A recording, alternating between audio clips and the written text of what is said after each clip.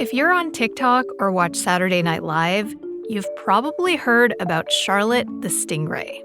Charlotte, a round stingray that has lived for years in a North Carolina aquarium without a male companion, is pregnant, making people wonder who's the father and how did this happen. Here to comment is Charlotte the pregnant stingray.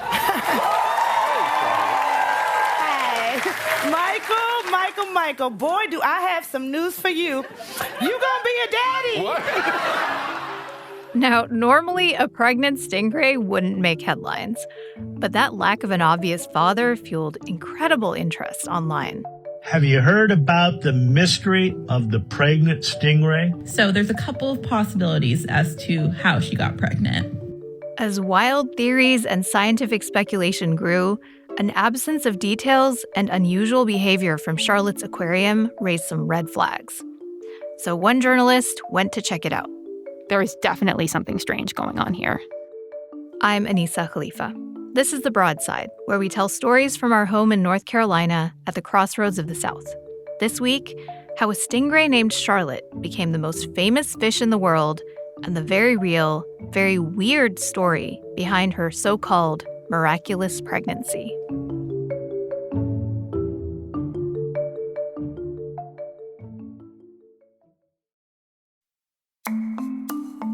Earlier this year, Emily Cataneo got wind of something that raised the eyebrows of marine scientists across the country. Emily is a freelance journalist and contributor with The Assembly, an online outlet based in North Carolina. Back in February, Brenda Raymer, who is the owner of an aquarium in Hendersonville, North Carolina, sent out a message to an aquarist listserv, which is basically a private space for people in the marine biology and aquarium communities. And she told them that she had this stingray that was pregnant, and she didn't know how that could be possible because there were no male stingrays in the tank. Echo Aquarium owner Brenda Raymer posed two options for Charlotte's pregnancy. Either parthenogenesis, which is the process of asexual reproduction, or one of the male sharks had impregnated this stingray. Right away, some of the marine biologists said, hey, that is not possible for a shark to impregnate a stingray. As one scientist told me, that is cuckoo banana pants as a theory of what happened here. She then went to the press with the story, and the press went wild. This, we're going to show you, is Charlotte the stingray. That the stingray was impregnated by a small male shark that was placed in her tank last July. Guys, the only way we're going to find out is DNA. It's like a Maury Povich episode of the Animal Kingdom. Everyone is freaking out about it, including myself. So Charlotte had many, many fans on TikTok. TikTok loves Charlotte. She's the internet's favorite stingray. The stingray based in a North Carolina aquarium who was announced in February. Y es un update de Charlotte the stingray o la raya. And it makes sense. She's very cute. She's very charismatic. You know, she's swimming around in her little tank. The story just spread across the internet. Some people poked fun at it, but a lot of the outlets portrayed it as something that could happen. From what I understand, the idea of a shark and a ray having offspring is completely ludicrous. One marine biologist I spoke to, David Schiffman, had some very strong words to share about the idea. Sharks and rays are separated by as many millions of years of evolution as humans and snakes. If a human tried to mate with an anaconda, a lot of things would probably happen, but one of those things would not be a half human, half anaconda baby. Okay. That's a very evocative explanation. Right, exactly. And that helps, I think, put into perspective how preposterous this claim was. So normally, what would be the gestation period for this type of stingray? For a California round ray, which is what Charlotte is, it would be 3 to 4 months. Echo said that she got pregnant in September, which September to February is 5 months.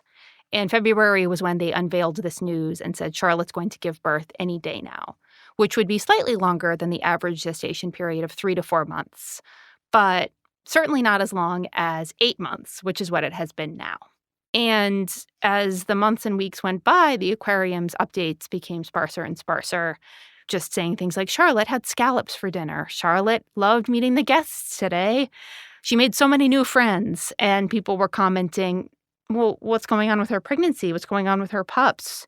Were you wrong? Was she never pregnant?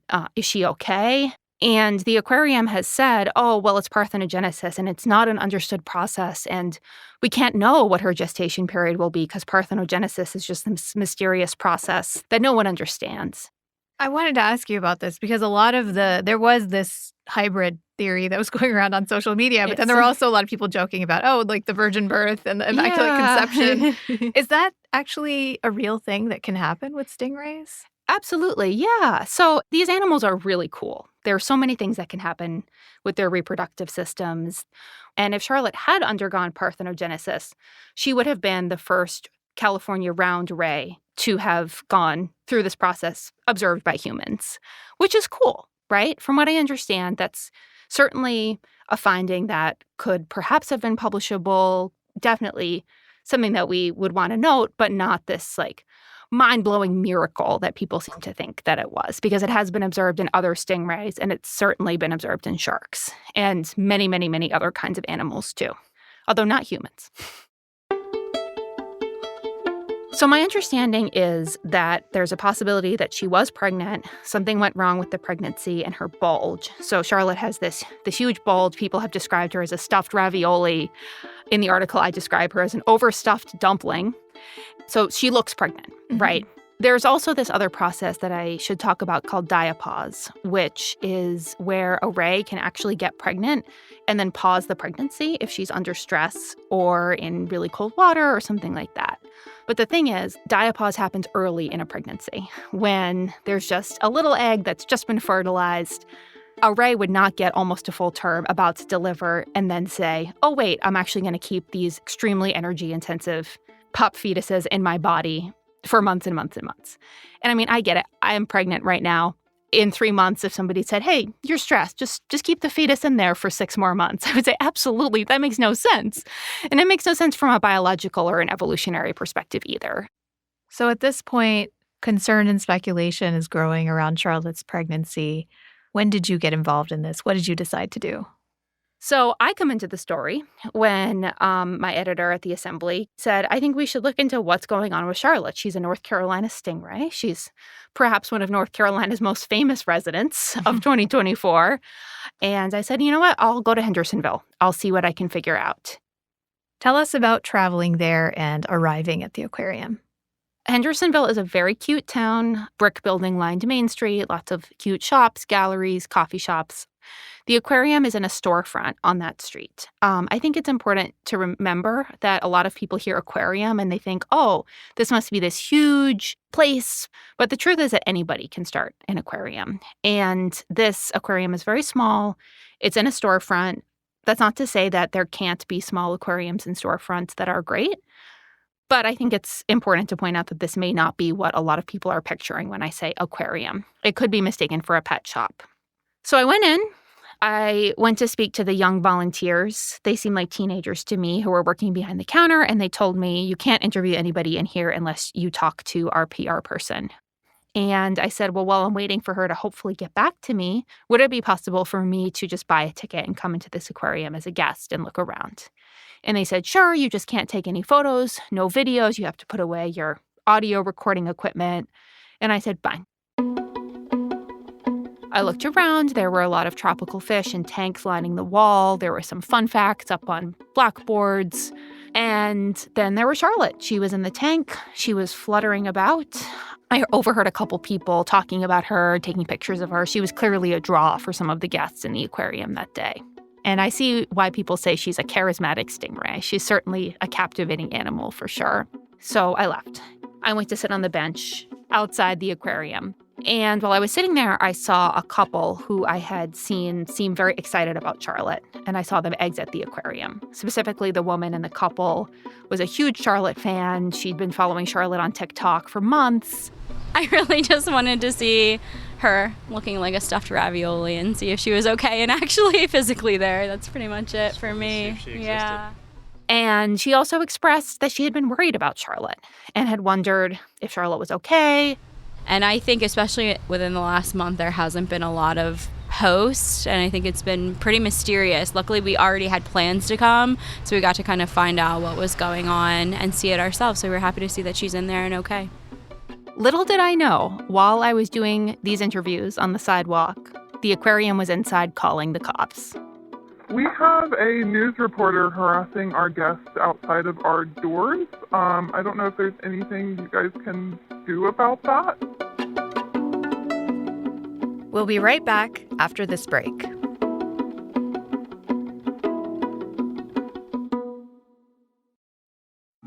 I'm Anita Rao, host of the weekly podcast Embodied. It's a show that no matter the topic dives into unexpected territory, like what it's like to first get an autism diagnosis as an adult, or how BDSM communities may change the way you think about kink. You'll meet folks who aren't afraid to question what we think we know about intimacy, and who have some fascinating stories to share about their relationships. Listen to Embodied and let's take on the taboo together. Hey, this is Jared Walker. I'm an editor here at WUNC North Carolina Public Radio. Each week, I work with Anissa, Charlie, and the rest of the team here at the Broadside to bring you stories from this fascinating place we call home. But we can only do that with your support. So if you've enjoyed the reporting and original stories you've heard in the podcast, please donate by clicking the link in this week's episode description, or go to WUNC.org and click the donate button at the upper right-hand corner of the page. Thank you so much. Okay, now let's get back to the show.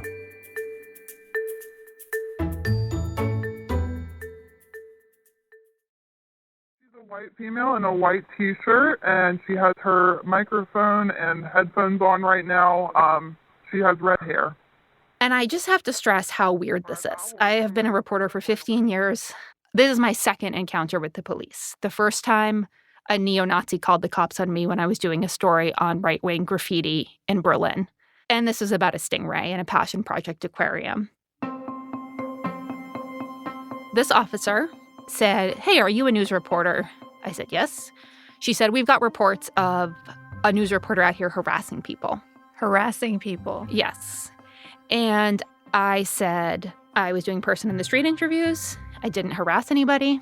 And I was like, this is really, really weird. Then another officer approached and the two of them went into the aquarium. And I was like, oh, I think the aquarium were the ones who called the police. I'm calling from Team Echo Aquarium and Shark Lab.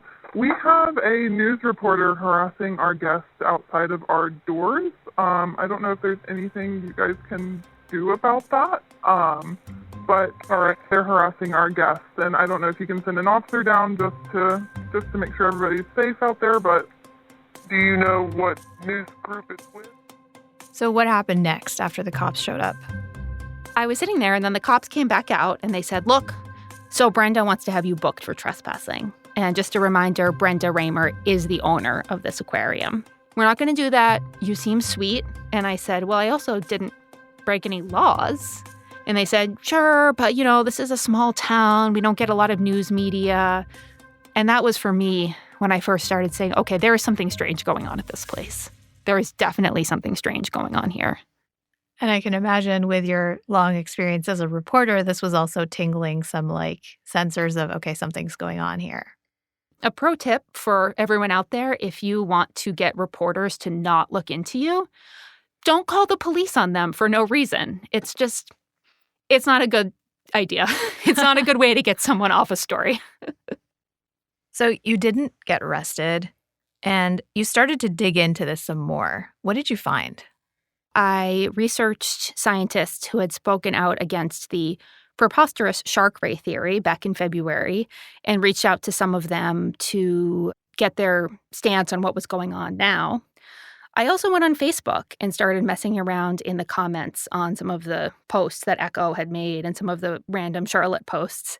And through that, I tapped into a community of marine biologists and aquarists who had been blocked by the aquarium for asking questions and trying to share accurate scientific information.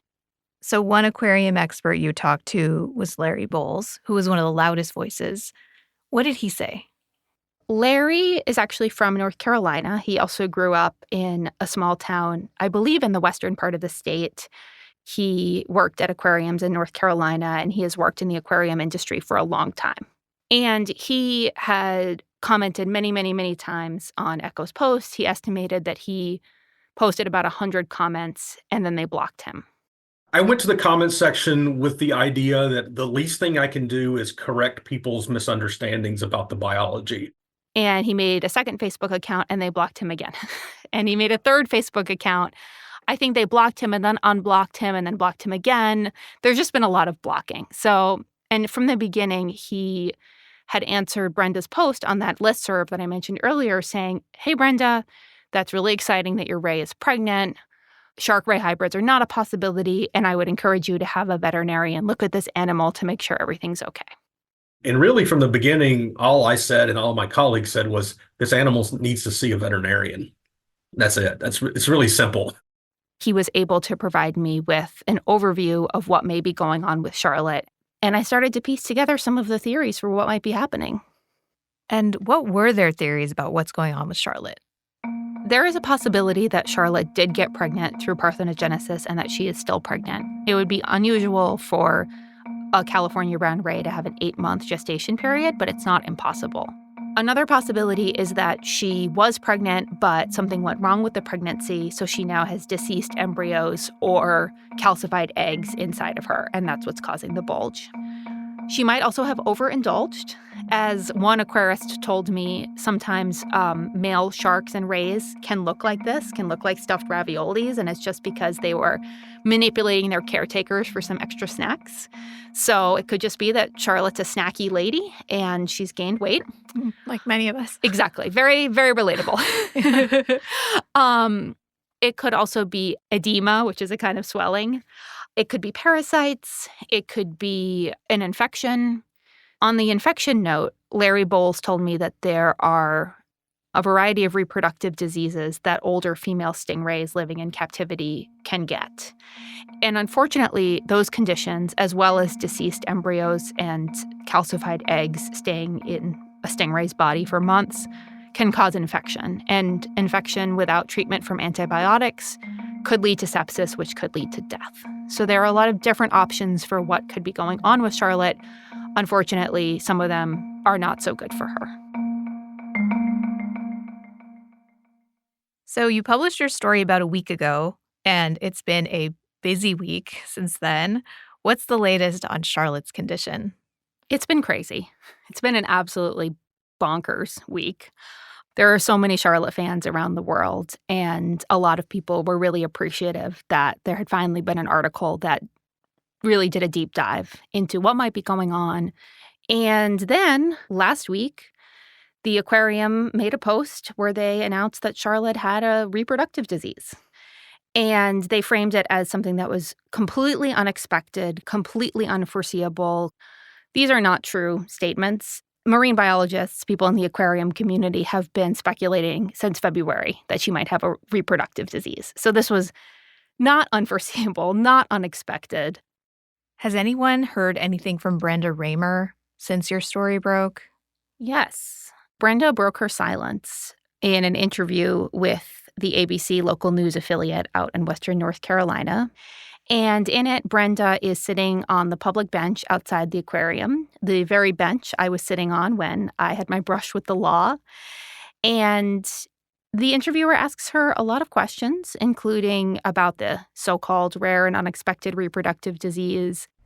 We originally did have her confirmed as carrying, but with the development of this disease, she is no longer viable. She asks if Charlotte was ever pregnant, and she asks Brenda whether this was a hoax or a scam. It was not a hoax, and it was not a scheme to make money. That's not what I'm here for or about. So I have to release my students. But I want to thank you so much. Why not just be more transparent along the way instead of, shutting down the discourse and the concern, not answering any questions until now? I don't think anybody really knows. And unfortunately, I think we may never know. We're sort of back to square one in a way, where people are speculating online. Theories are running rampant, except now there are theories and speculation about the aquarium's ultimate motivations. A lot of people think it was a scam. They feel cheated. It was perhaps for publicity, for money.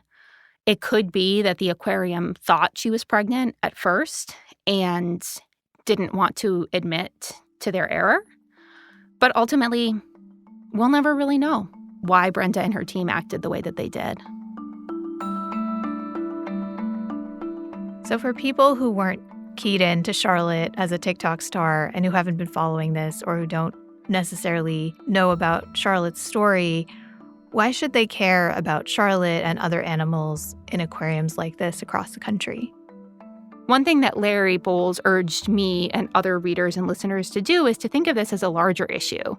If Charlotte had never gone viral, if she had never become North Carolina's most famous stingray and TikTok's darling stingray, she might just be in the same position, but nobody would know and nobody would care. And there are thousands of Charlottes across the country. There are many animals that are living in unregulated aquariums with no oversight. And unfortunately, because of the way animal welfare laws work, there's not too much people can do about it.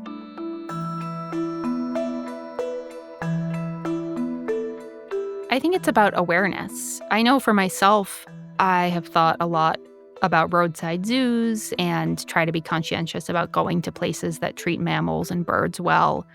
I hadn't thought too much about aquariums before, but now I certainly will.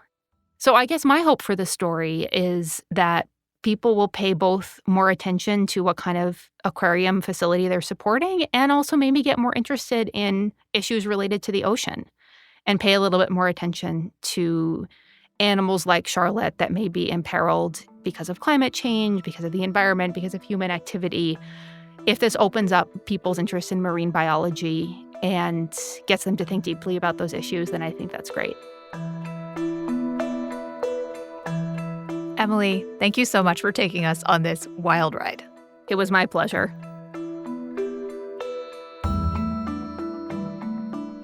This episode of The Broadside was a co-production with The Assembly.